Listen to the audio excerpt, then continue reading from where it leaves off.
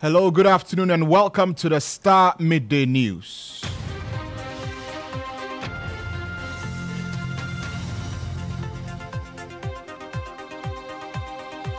And coming up on the Starr Midday News, banking consultant Dr. Richmond Etuahine describes as too little too late apology by Finance Minister over the introduction of the domestic debt exchange program, describing it as a political gimmick. At the time you were borrowing, you knew where you were taking us to. It is only when the distraction comes in, you look at those of us who are vulnerable, and then you want to apologize. How long have they taken them to apologize? How long? The DDEP happened in 2022. Lives of members of parliament and staff of parliament in danger as fire tender breaks down. Job 600 remains inaccessible to fire turntable engine. We'll bring you more in a special report by a parliamentary correspondent, Ibrahim Al-Hassan. Also ahead in the bulletin, the National Coalition of Proper Human Sexual Rights and Family Values bemoans the slow pace of hearing of the anti-LGBTQ plus bill as they urge the Supreme Court to expedite action despite legal vacation.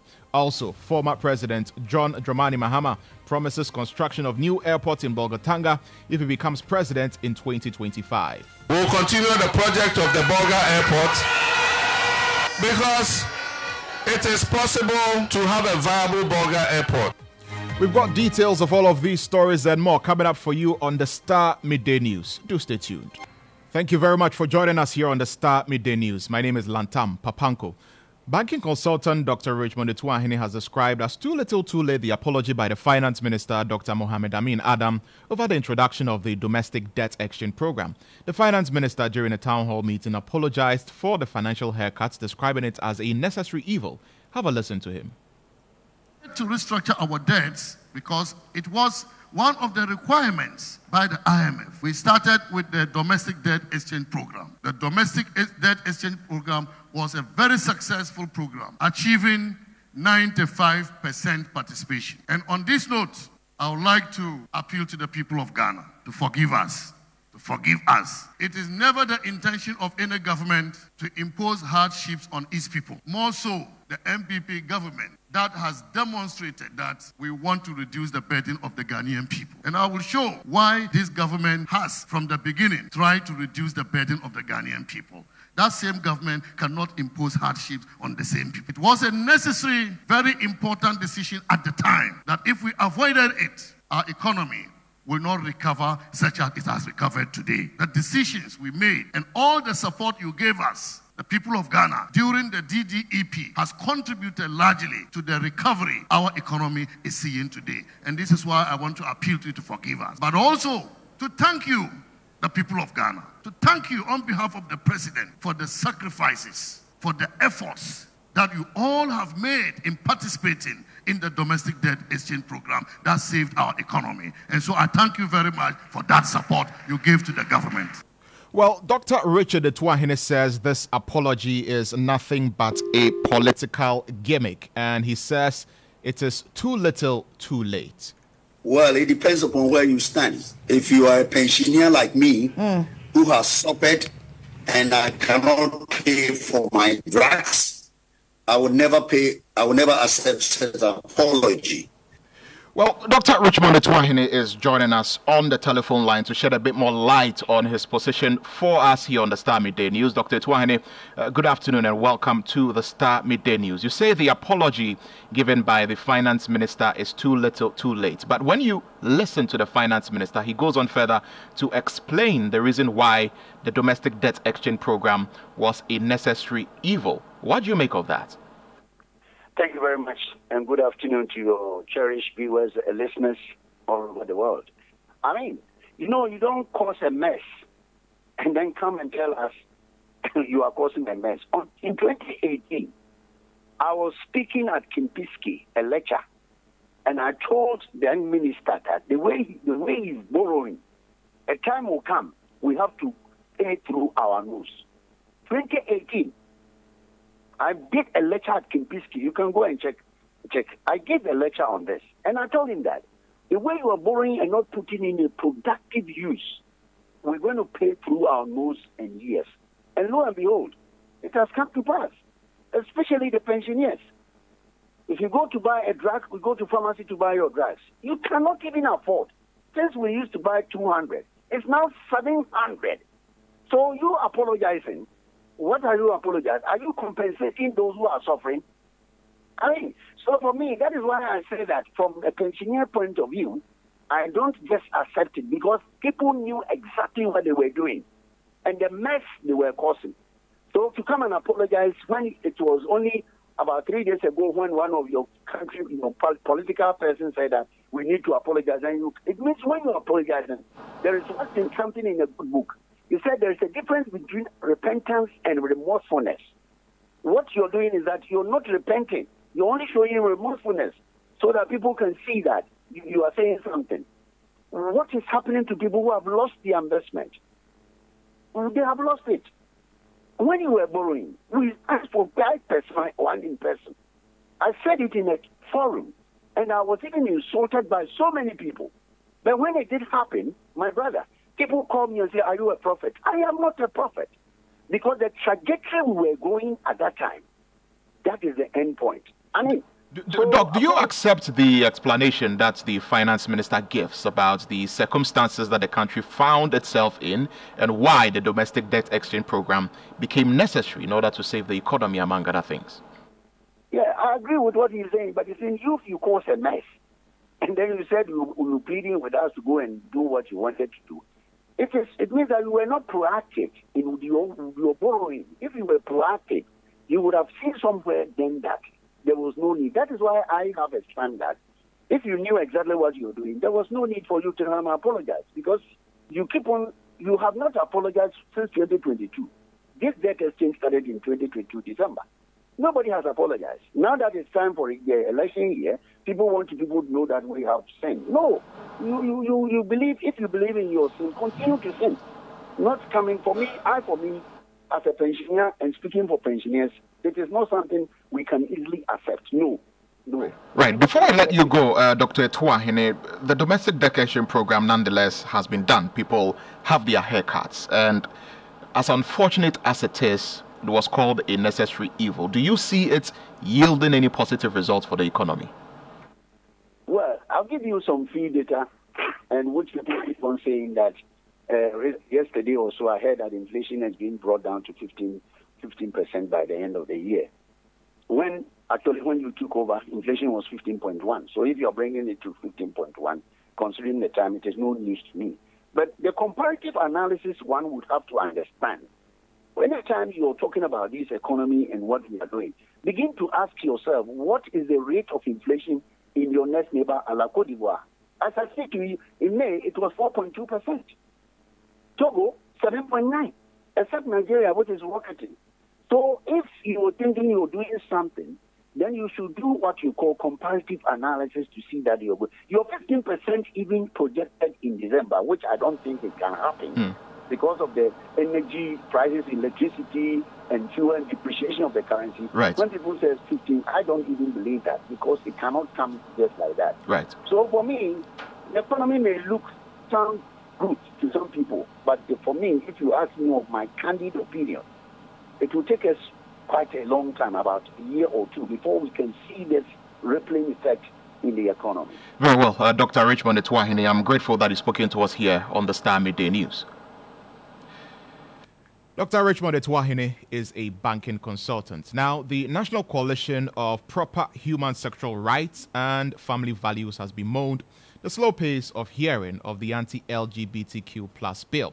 Later on the bulletin, my colleague Ibrahim Al-Hassan will be joining me in the studio with details of this particular story, but also staying in Parliament. Now, should there be any fire outbreak in the House of Legislature, the lives of lawmakers and staff of the second arm of government will be in serious danger. The only fire engine station in Parliament has been out of service for months now. The fire turntable engines of the Ghana Fire Service, capable of reaching a high-rise building, cannot access the 12-story Job 600 office complex as a result of the height of the entrance. The Greater Accra Regional Fire Commander ACF01 Roberta Agri Ganson has been providing answers to correspondent Ibrahim Al-Hassan, who has been tracking the whereabouts of Parliament's fire tender and fire safety measures at the House of Legislature. There's more in the following report. How long? Sick fire tender to return. here to be on standby to protect the lives of parliamentarians, workers of parliament, and everybody who comes to parliament should we experience another fire outbreak that's of a higher magnitude than what was witnessed in July 2017. Okay. My quest for information about the lingering questions on my mind. One has got to do with the fire engine that is missing completely in Parliament, and then also the entrance to Job 600, which is quite shorter than the average height of a turntable that is used by the National Fire Service. Well, when I went to the fire service post here in Parliament, the officers there, including the commander, directed me to the regional fire command. So on we go to the Greater Accra Regional Fire Command for answers. Wish me luck. Just behind me is the fire engine that services the Parliament of Ghana. And as you can see, the head is tilted, signaling that there is some works being done. Of course, as we were told earlier, this engine was faulty, and so we had to come for servicing. Of course, the head is tilted. This is at the Greater Accra Regional Fire Service Command, basically. So I'll engage the regional fire officer and then get to understand exactly what has been done. We can see that there's some work being done. Just tell us exactly what's happening. The Parliament vehicle was brought in. We worked on it, it went, and other faults came up. So it was brought back. Our men have worked on it. But hearing an unusual sound, we preferred bringing in some specialized people who are specialized with the commis engine, just to help us identify what the issue is. The gentleman was working on the car. Then there was an emergency at Arcade Fire Station, and the towing car we had here had to go and perform a service. It came back with some defects. So looking at the issues, we will need this recovery track should any of our vehicles be faulty. So we asked that the specialist who is working on the Parliament car should please suspend. And I think he started with this other one 2 days ago. So once he finished with the recovery track, he's coming back to the Parliament appliance, because we want to get it done. Initially we felt we could even finish it by July ending. Yes, but because of this other one. And even as yesterday, the chief officer was on me to make sure that that vehicle goes. But because he's the same person to help us detect what that particular noise is, he's been able to detect, but now he has to go into the engine. But we pleaded with him to suspend this one, work on the recovery track, because we equally need it. Should we have any problem with our tanks, especially where you have water in it, it is difficult for us to get a car to tow it. So we have to ensure that our towing track is working, then we can come on this one. Let's move and take a look at the recovery track, because indeed there are some individuals, technicians are working on the recovery track. But before we get there, you talk about the Kede incident. We told some of your men got involved, and then there were a few injuries recorded. Was there a casualty? The chief officer went there, and we were told that they are not very okay. Once it's an accident, virtually a part of them would be affected, but they are receiving treatment. Yes. So this is the recovery engine, the one that in a layman's language we say towing track. Yes. And so this is the one that the technicians are working on. Yes. Okay. One other incident, and that I gathered from Parliament, is that as we speak, if there is any fire incident within the Job 600, and that's a 12-story building, the turntable, the 70-meter turntable, will not be able to access the inner perimeter of that office. This came up in 2017 when there was a fire incident. Years down the line, I'm told nothing has been done about it. There is an entrance and there is an exit. It is the entrance that has an arc on it, but the exit has the top opened, so we can equally access it from that angle. So you can use the exit as the entrance, yes, if need be. Normally, during an emergency, you look for the ideal way to use. So once we have the exits and the entrance, even if we have the arc on the frontage, the alternate exits is okay for us to use. Yes. But the ideal situation is for something to be done about the arc, because I am aware that a request has been put in for that to happen. Oh, you know that? Yes, I do. Oh, okay. I am not privy to that. Okay, because I'm told the request came from the fire service that there's a need for something to be done about the arc. Then I believe the authorities knows better than I do. And since I took over from somebody, virtually the person would have started something before my coming in. But with the current situation, I don't want it to look as if there is an emergency on that premises, fire service cannot go, because there is an exit on the side. It's also an alternate escape, and we can use that. But if they are able to remove the arc from the entrance, we'll be more happier, because from where we may be coming from would also determine.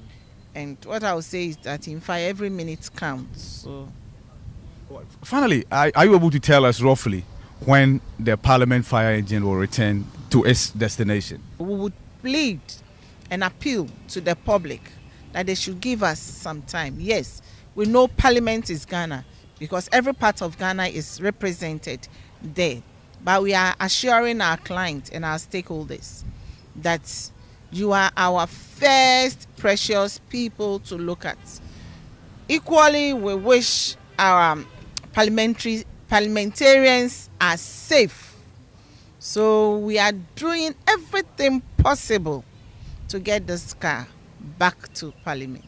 Thank you. Regional Fire Commander, of course, telling us exactly what's happening relative to fire engine located at the premises of Parliament to ensure that should there be any fire incident, there is swift attention. Ibrahim Al-Hassan, coming to you from the regional headquarters of the Ghana Fire Service for GH1 News.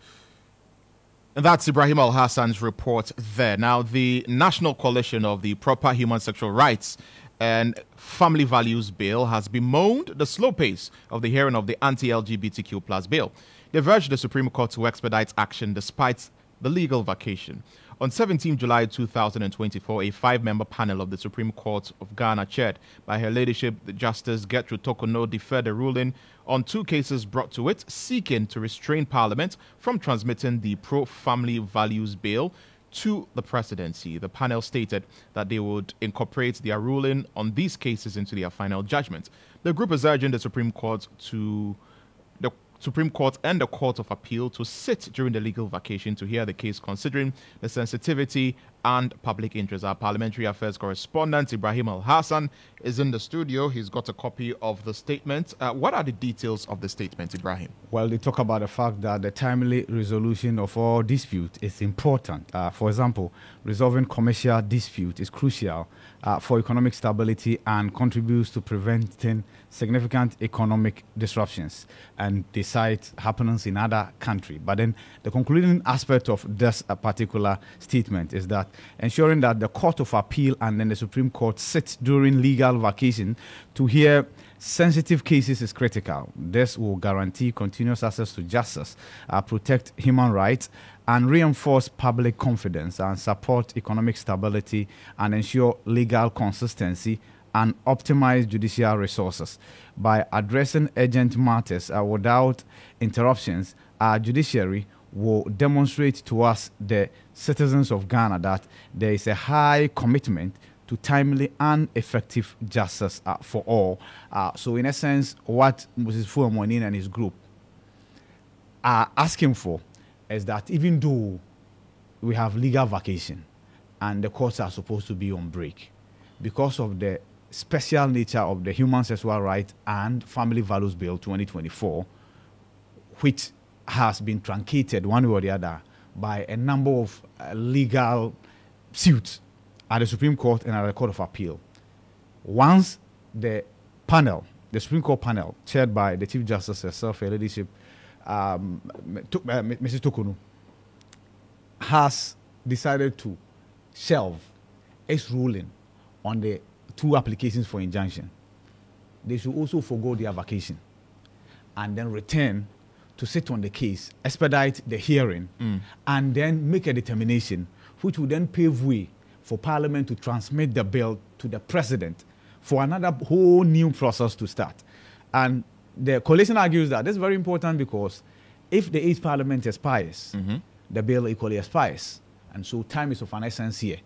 And if justice must not just be done, but it must be seen to be done, this is where the Chief Justice and her panel should return from the vacation and immediately attend to this. Right, and a bit more on that for those wondering what becomes of the bill if it is not assented to by the President before this current Parliament rises. You say it expires. What does that mean?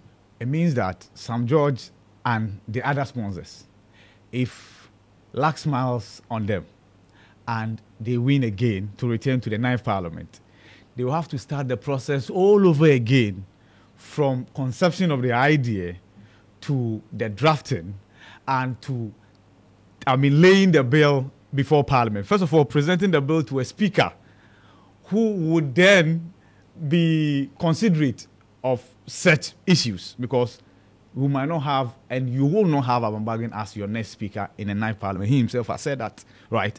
So it is up to the new speaker to make a determination as to whether this bill should be admitted or not. And if it's admitted, then it will be laid. It will have to go through the committee. The committee will have to go through all the other processes. And for us to get where we are today, relative to the House passing it, and then the transmission to the President being truncated. So whatever bill will be outstanding after January 7, 2025, will die with the expiration of the 8th Parliament. That's what it is. So recently, the affirmative action bill was passed. It's been in and out of Parliament for the past 20 years. That should give you a fair idea. When it goes to Parliament and that Parliament expires, it returns to the executive. So this affirmative action bill that has just been passed has overseen all the successive governments we've had for the past 15 years.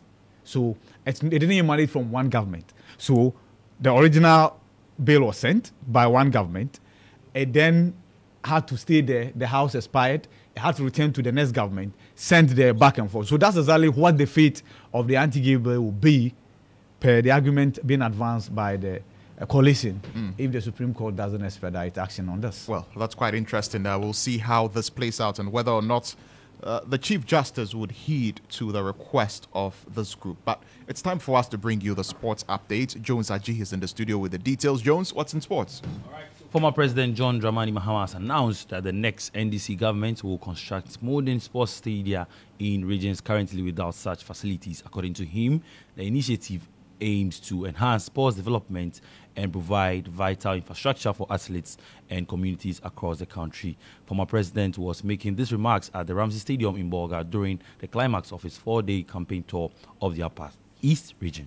But before all this can happen, including a modern sports stadium for Bolgatanga, because in sports you can create jobs. We have a lot of talents here. We have the young Michaelasians here. We have the young Azuma Nelsons here. We have the young athletes here. We must have a modern stadium where they can practice and realize their full potential.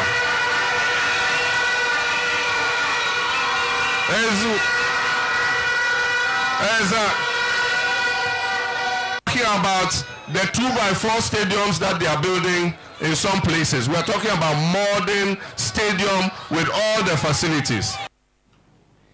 2x4 stadiums. And right now, let's get to Olympics. And Gabriel Thomas of the United States won women's 200 meters final on the 11th of the Olympic Games. She actually beat Asha Smith, who was hoping to become the first British woman to make an Olympic sprint podium for 64 years. But Asha Smith finished fourth in 22.22 seconds, and fellow Brit Neita crossed the finish line in 22.23 behind runner-up Julian Alfred, who had a record time of 22.08. Here is Gabriel Thomas speaking after the event. I think that I have been doing really well with 200 meters all season, so I wouldn't say that I was relieved when Sharika pulled out. I wished her all the best. It's unfortunate that you can't have your reigning world champion competing, but I was confident before that, and I was confident going into the race. I did not realize that I had won this race until I crossed the line. I knew that I was going to have to execute to the finish. I have an Olympic champion in the lane right next to me. Brittany, second in our trials right next to me. So the race. All right, that'll be all for sports. My name is Jones Haji. Thank you. Thank you very much, Jones Haji, with the very latest in the world of sports. Now, the former president, John Dramani Mahama, says that the next NDC government will consider the construction of a new airport in Bolgatanga, the regional capital of the Upper East region, to ease the long travel hours to other parts of the country. Speaking during the climax of his 4-day campaign tour of the Upper East region at the Ramsey Stadium in Bolga, the NDC flag bearer said the facility would also spur economic growth and attract investments to the area. For those of us who have to travel urgently, an emergency comes and you have to travel. Currently, you have to drive from Bolga to Tamale Airport to go and catch the flight.